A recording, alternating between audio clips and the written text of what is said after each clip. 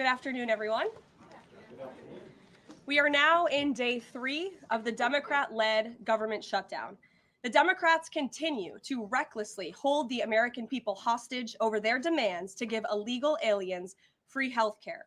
Republicans are fully unified behind passing nonpartisan clean funding bill, the exact same bill that Democrats approved back in March to reopen the federal government.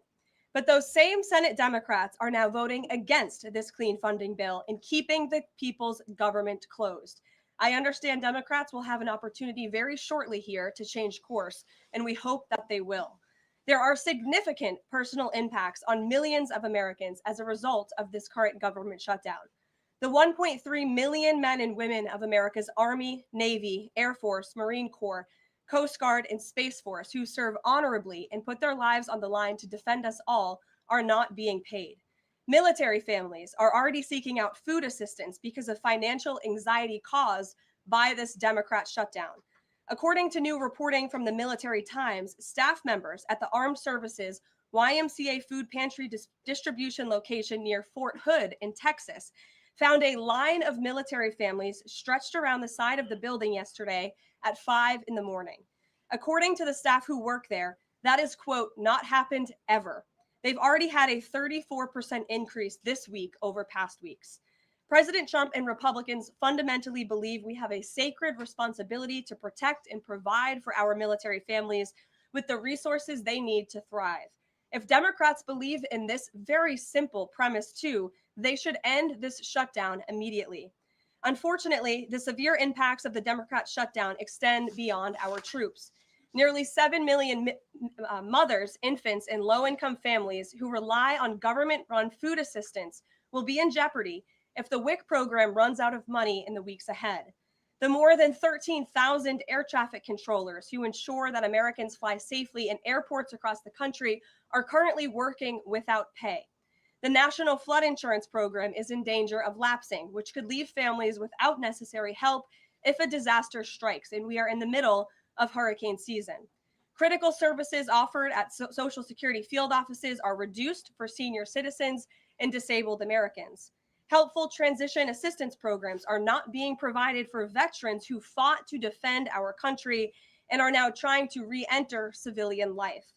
The economic consequences of this shutdown are piling up every day. Policymakers, markets, and even the Federal Reserve are flying blind at a key juncture because BLS and BEA data are on hold until the government reopens. Democrats shutting down the federal government to give health care to illegal aliens could lead to lower growth and higher unemployment rates for Americans. According to a new memo from the Council of Economic Advisors, the U.S. economy could lose $15 billion of growth domestic product each week. Every single week, the Democrat shutdown extends, with a month-long shutdown leading to an additional 43,000 unemployed people. Small businesses are likely to encounter delays in receiving federal loans. Mortgage applications will likely shrink. And just this morning, Business Roundtable, an association of more than 200 CEOs of Americans' leading companies representing every sector of the U.S. economy, put out a statement urging Congress to pass the clean CR that will once again come before them in the Senate floor in just a few moments. Quote, a fully functioning government is essential for American businesses, workers, and consumers, while policymakers continue working on a full-year funding package and other pressing issues. Again, that is a quote from the Business Roundtable. What's clear is that the Democrats' actions account to an intentional sabotage of our country and our people by shutting down our government. This madness must end. President Trump and Republicans are calling on Democrats to reopen the government immediately on behalf of the American public. All we need are 5 Democrat senators to do the right thing and to stop this shutdown. Call your Democrat senator and tell them to vote yes to reopen the government. On another matter, despite the Democrat shutdown, President Trump's efforts to make America safe again continue. President Trump believes that American cities should be the safest places on earth, and he is committed to making this a reality. We've already seen that President Trump successfully made D.C. safe again in only a few weeks. That same crime crackdown will continue to happen in cities across the country and is happening in Portland, Oregon. President Trump will end the radical left's reign of terror in Portland once and for all. The president has directed Secretary Hegseth to provide all necessary troops to protect war-ravaged Portland and any ICE facilities under siege from attack by Antifa and other left-wing domestic terrorists. What's been allowed to happen in Portland, and we saw disturbing video footage of this last night, this is not peaceful protesting. This is left-wing anarchy that has been destroying this great American city for years, leaving police officers battered, citizens terrorized, and business properties damaged.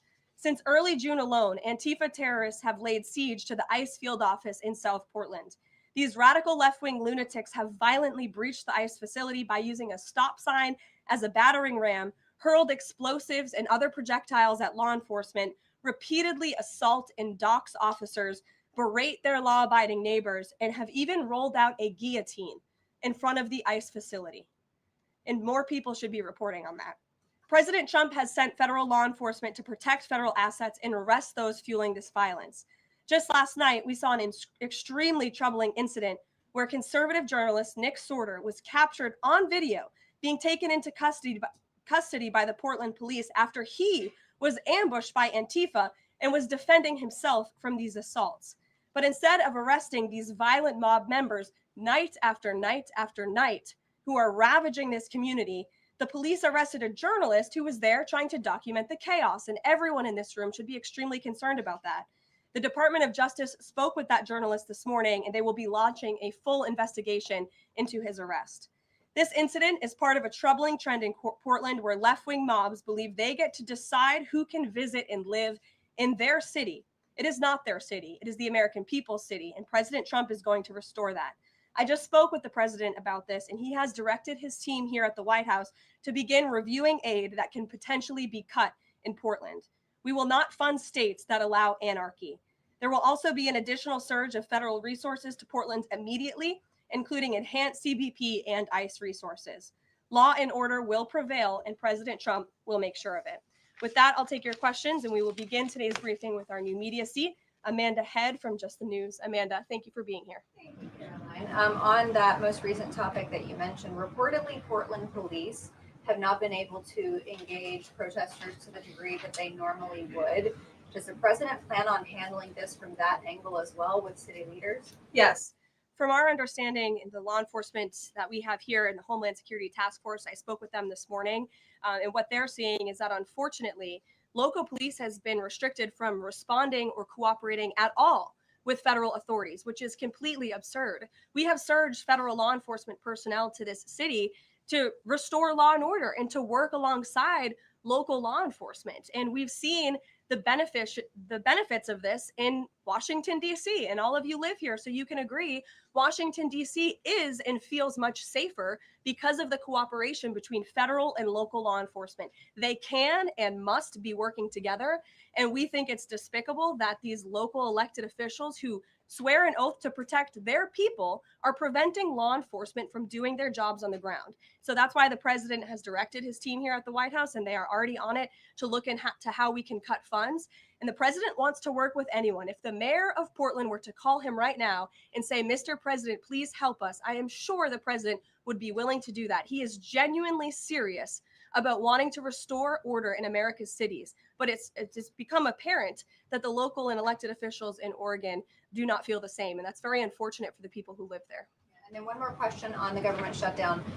Should there be some type of scheduled layoffs to maybe entice Democrats to come to the table, like every hour, another agency, another 100 pink slips? I'm sure Russ Vought has a list of folks ready to go. Well, look, the Office of Management and Budget, as we've said repeatedly, is working with the agencies and our cabinet secretaries to identify where cuts unfortunately can and have to be made. And again, we understand there's another vote happening on the Senate floor in an hour. Maybe if Democrats do the right thing, this government shutdown can be over. Our troops can get paid again. We can go back to doing the business of the American people. But if this shutdown continues, as we've said, layoffs are an unfortunate consequence of that. And Russ Vought has been in contact with our cabinet secretaries at their respective agencies to discuss that. Thank you, Amanda. Kelly. How would this administration define what makes a Democrat agency, which agencies, and what constitutes being a Democrat agency? I think this administration has been very clear, Kelly, that we're not going to tolerate waste, fraud, and abuse in our government. And we've also been very clear to point out when agencies or when programs do not align with this administration's values of putting our country first. You've seen that with USAID and in various other cases where there's been cuts made or funding has been slashed. And so, again, unfortunately, we're having to do a massive review of the bureaucracy to be good stewards of the American taxpayer dollar. And it's the Democrats who have forced the White House and the president into this position by voting to shut the government down. You've talked about thousands likely layoffs coming. Do you have an update on the timeline for that? How quickly? And if the government is restored to funding and back in operation, will that list of potential layoffs still be on the table? Look, as I just stated, the Office of Management and Budget is in constant communication and contact right now with our cabinet secretaries and agencies across the board to identify, unfortunately, where layoffs have to be made and where cuts have to happen. But again, the Democrats have an opportunity to prevent this if they vote to reopen the government. That is all this administration and the president is asking for. Vote for a clean continuing resolution to keep the government open. Peter. Thank you, Karoline. During the campaign. Thank you, Peter. I was raised to say thank you in the White House briefing room. During the campaign, President Trump said that he did not know anything about Project 2025. Now he knows about it. Is that the blueprint for shrinking the government? Look, the blueprint is what the president and his team and his cabinet secretaries ultimately decide. And the president trusts his cabinet secretaries to identify where there is waste, fraud, and abuse. We pointed out this morning, or Russ Vogt tweeted about this morning, a Chicago rail project that was canceled. We paused $2.1 billion in Chicago infrastructure projects, specifically the Red Line extension and the red and purple modernization projects. And it's because the administration is concerned that the Biden administration was handing out taxpayer dollars to pay for this construction based on DEI. DOT is reviewing the race-based contracting on unconstitutional grounds. And in the meantime, the Department of Transportation funds for these projects are on hold. So I guess this answers both of your questions. This would be an example of that. And just because there's so much shutdown talk, something different. What do you guys think about the NFL's decision to name Bad Bunny as the Super Bowl halftime performer, somebody who has not scheduled shows in the U.S. because he says that he's worried that ICE is going to come and arrest his fans? Well, look, I know there are many in this room who are very anxious to hear the president's response to Bad Bunny being the halftime show, so I won't get ahead of him. I won't reveal what he feels about this. Next time you all ask him a question, you're welcome to do that. I have my own feelings on that, but that's not what I'm up here to talk about. As far as ICE being at the Super Bowl, as far as I'm aware, there's no tangible plan for that in store right now. However, of course, this administration is always going to arrest and deport illegal immigrants when we find them. If they are criminals, we're going to do the right thing by our country. Kate. Did the president and Russ Vogt decide yesterday in their meeting which cuts they wanted to make to agencies and which ones would be permanent? Again, I've kind of answered this question a few different times now. It's been asked in a few different ways.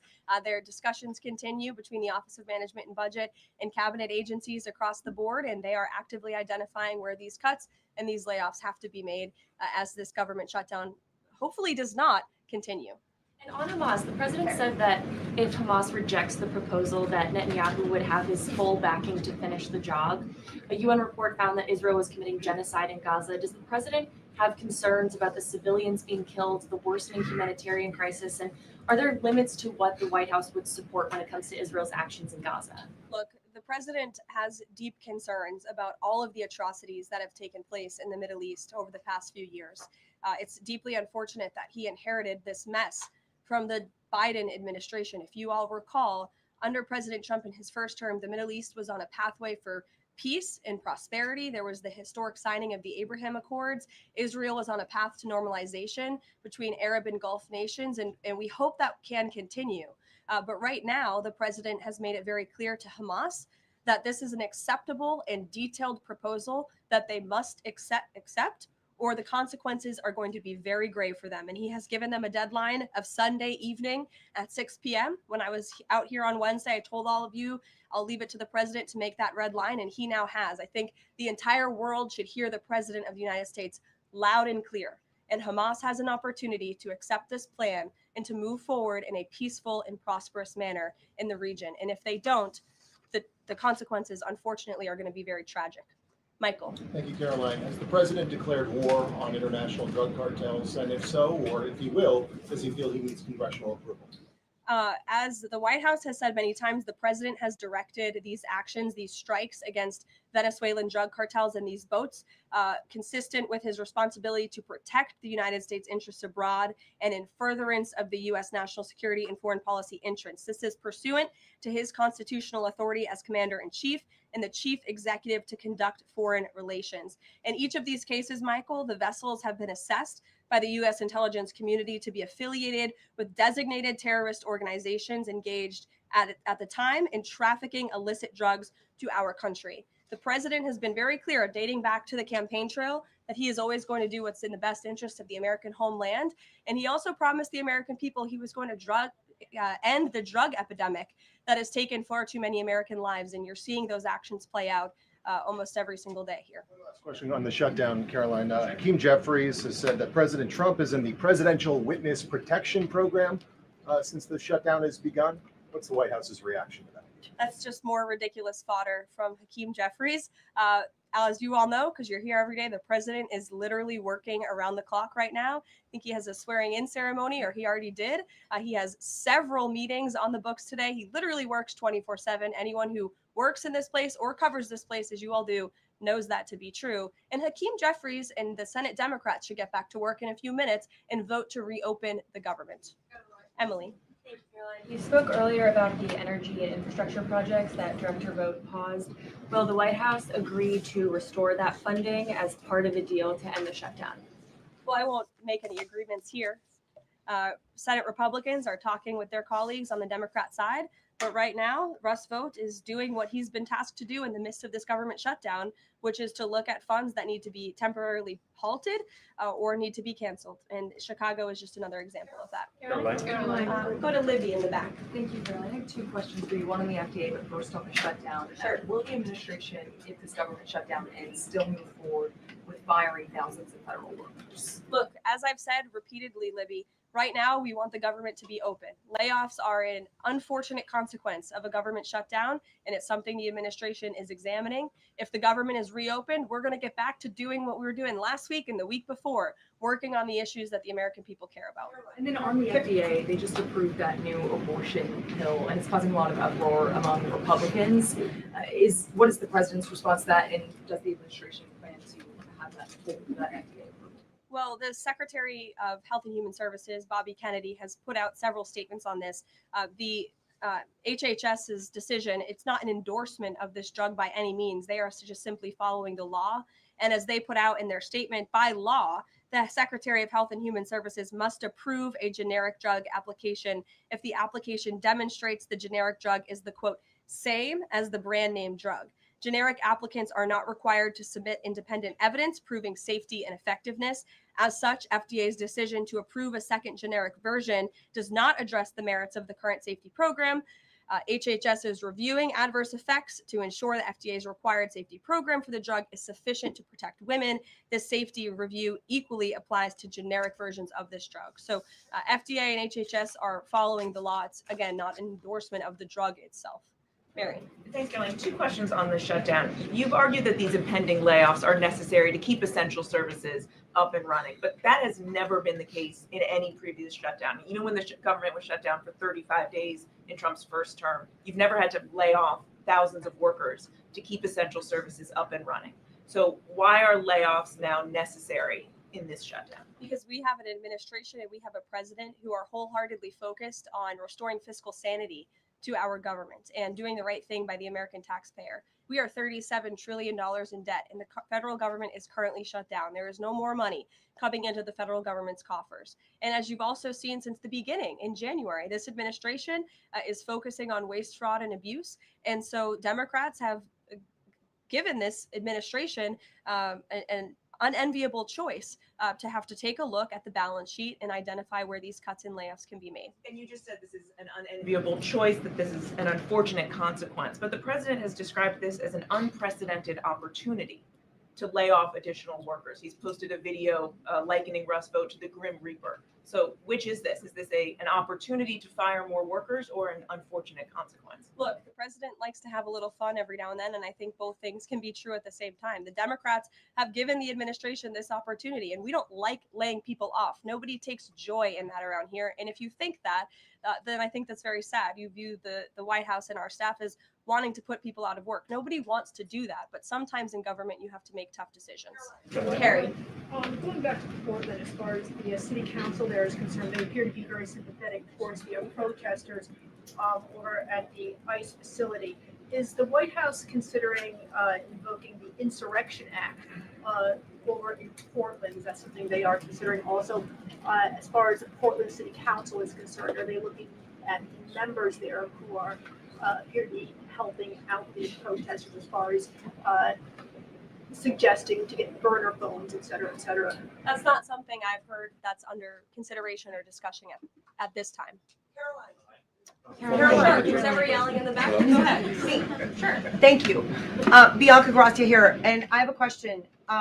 This week, the Democrats have chosen illegals over hard-working Hispanic Americans during Hispanic Heritage Month, causing the White House to cancel the celebration with the president. Is the president open to letting the Hispanics who overwhelmingly voted for him have their own siesta fiesta in the White House lawn opposed to the fancy, we don't need fancy, right? You can give us the backyard and we'll fill it all in and have in our own fiesta. Is the president open to that? I had no idea she was going to ask that question. I just want to preface that. I've never met you. I just want to say that, but welcome to the briefing room. I love your energy. I can't personally unilaterally promise the South Lawn grounds. We have some construction going on out there. But I know that everyone here views it as very unfortunate we had to cancel or hopefully just reschedule the Hispanic American Heritage Month event. And it's because we are working around the clock during this government shutdown.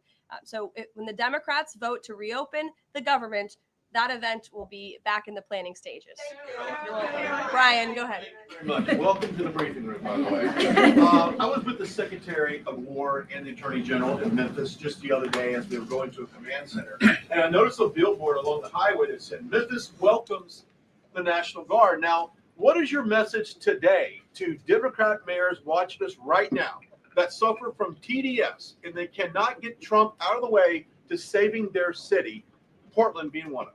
They should do the right thing by their citizens, Brian. They should call the president. They should call the White House and say, we want to work with you. And in Memphis, we are seeing some cooperation. As you saw from that billboard, the people of Memphis are loving this, and they are very grateful for the federal government's efforts. And federal law enforcement is there. We're working alongside local law enforcement. We'd like to see it ramped up a little bit because we want to make progress and we want to arrest as many bad criminals as we can. Since Monday, I do have some updated statistics from the Homeland Security Council this morning. Since Monday, 153 arrests have been made in Memphis, including 5 gang members. 48 illegal guns have been seized, and 5 missing children have already been recovered. Last night, 60 arrests were made and 21 illegal firearms were seized. Arrests from last night include a suspect wanted for rape of a child under 13, first-degree murder, breaking and entering, aggravated assault, illegal drug possession, and many more. So we continue to see good results coming in through Memphis, and the president is very excited about making Memphis safe again. In the blue. Thank you. At the top of the briefing, you made a statement about that the Democrats are interested in giving health care to illegal immigrants. Yes, they are. U.S. law already prohibits that. It's a 1996 law saying that they cannot give unauthorized immigrants any federally subsidized health care coverage through Medicaid, the Affordable Care Act, or the Children's Health Insurance Program. There seems to be a disconnect in the messaging. Are you denying that Medicaid money has never gone to illegal aliens in the United States of America? I'm asking you if you can explain the disconnect in the message. I most certainly can. The Democrats' proposal, their continuing resolution, let me just reiterate, the Republicans' continuing resolution was a clean continuing resolution. There was no partisan politics injected into it. There were no conservative wish lists injected to it. What the Republicans want and still want to this very second is a clean continuing resolution to fund the United States government. What did the Democrats want in their continuing resolution? They inserted a provision to undo a provision in the Working Families Tax Cut, the One Big Beautiful Bill, that ended taxpayer-funded health care illegal benefits for illegal aliens. Democrats' proposal would require Medicaid to pay more for emergency care provided to illegal aliens than Medicaid does for American patients who are disabled, elderly, or children. And this bill would have also allowed California to continue a gimmick that funds its Medicaid for illegals program. Those are things that we ended, the Trump administration ended with the passage and the signage of the One Big Beautiful Bill. And it is an undisputed fact, a fact that under the Biden administration, illegal aliens were absolutely receiving taxpayer-funded healthcare benefits. In fact, in fiscal year 2024, Medicaid costs for emergency services for illegal immigrants skyrocketed by 142% from the previous year to $9.1 billion. That's 9.1 billion taxpayer dollars that were going to emergency services for illegals. Between President Trump's last full fiscal year under his first administration and Joe Biden's last full fiscal year, Medicaid spending on emergency services for illegal immigrants nearly tripled. There was an increase of 196% between 2020 and 2024. And I have a chart here for you, and I'm more than happy to email it to you. I'd also like to add, because some were asking dishonest questions yesterday about emergency rooms. In Southern California, according to healthcare professionals in 2023, under the Biden administration, Southern California's, quote, entire healthcare system was being bombarded with illegal immigrants and forcing American patients to endure longer wait times. In Denver, Colorado, the CEO of Denver Health stated that 8,000 illegal immigrants made 20,000 visits to the city's health system in 2023, leaving an uncompensated bill totaling over $10 million. So when a legal alien goes to the emergency room, who's paying for it? The American taxpayer. The main safety net hospital in Denver had to turn away patients due to the massive influx of illegal immigrants into the community. And UC Health hospitals in 2024 reported their system was under stress from an increasing number of migrants. As a result, according to the head of emergency departments and urgent cares across the hospital system, quote, access is impeded for everyone. These are healthcare professionals who dealt with this directly, and there's a lot more where that came from. It is an undisputed fact that Democrats want to give taxpayer-funded healthcare benefits to illegal immigrants, period. Ed. Yeah, thank you, Karoline. Is the president talking directly to Democratic senators to try and get their vote for a clean CR? The Senate Republicans are speaking directly with moderate Democrats. I understand those conversations have become very serious, and we hope positive in the right direction so that Democrats will do the right thing. I don't know if you saw overnight a refinery in California went up in flames. Is the president going to help the governor should gas prices spike, or could he help the governor? Look, I know the administration and the White House are aware of that situation that took place. I don't have any announcements for you, Ed, on that. Has the president seen the first draft of the commemorative coin that the Treasury is doing for the 250th anniversary? It has his face on it. Oh, I'm not sure if he's seen it, but I'm sure he'll love it. Kara. Thank you, Caroline. It's now being reported that former President Biden's DHS and TSA placed peaceful January 6 protesters and even Americans who refused to wear masks during COVID onto watch lists usually reserved for terrorists. Most of these people were not charged with crimes. Does the White House have a comment on the prior administration violating the free speech and due process of these Americans? And where is the outrage from the left that claims to stand for due process and free speech? And after that, I have another question about protecting journalists from Antifa. Sure. Well, Kara, to your first point, please send me that report. That's certainly very concerning. I haven't seen it myself, but if indeed that was happening, it's something I'm sure the Department of Justice and the FBI would deem worthy of looking into. Journalists, as you mentioned earlier, are being increasingly attacked by leftist protesters. I was actually assaulted outside of President Trump's United Nations speech, and I think the White House is aware that a Portland journalist was almost blinded by an Antifa protester. This has been a problem that's gone on for years, and police often say that their hands are tied.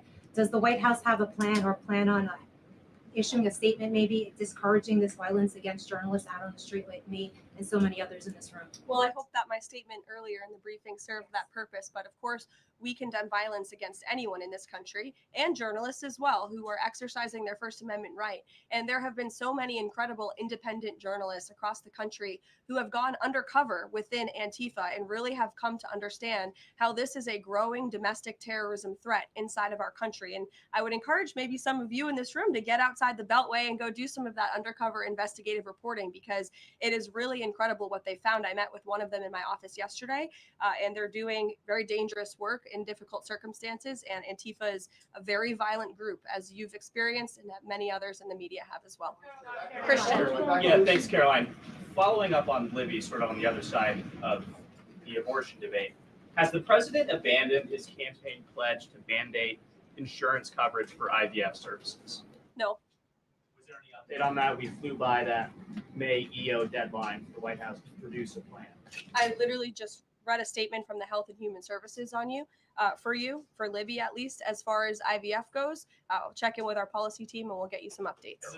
Russia, how concerned is the White House that the Russian Navy seems to be escalating its provocation of NATO allies? We're talking, of course, of the several close calls they've had with the Danish military during the EU leaders meeting in Copenhagen.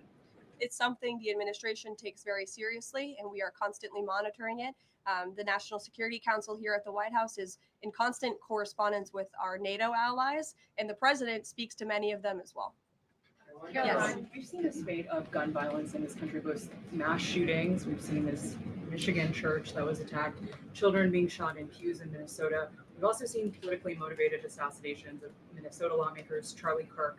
Has any of this made the president or the White House rethink gun safety prevention in this country? Either red flag laws, I know that was a conversation in the first Trump administration, or is there anything on the table right now on gun violence? Of course, this is an extremely pressing issue for the administration in our entire country. It's deeply alarming to everyone here, the violence that we've seen taking place all over the country, the assassinations that have unfortunately, tragically taken place throughout the last several months. There are many discussions about how to prevent such violence and how we can ensure that law enforcement has the resources they can on the ground to not only respond, but again, to prevent such tragedies from taking place. If there are red flags with an individual in a community, that they are treated as an emergency, a public safety emergency, not just, turn a blind eye to. There's many other things we can do, but the administration and the president has always also made it clear he's always going to protect the constitutional right, Second Amendment constitutional right of Americans to own guns. For Congress to pass a federal red flag law. Right now, they just incentivize states financially to have red flag laws. But I know Lindsey Graham has worked on this as a Republican. There are some Republicans that do support this kind of gun safety legislation. I don't want to get ahead of the president on any congressional action or any suggestion to Congress on that matter. Andrew. Thank you, Caroline. Two things. First, to follow up on something you said earlier about hospitals treating undocumented or illegal aliens. Is it the administration's position that hospitals should not have to treat people who come into the emergency department who are not here legally? No, that's not our position. Our position is that it's completely unacceptable that the Biden administration paroled and encouraged an invasion of tens of millions of illegal aliens into our country and then promised them free health care.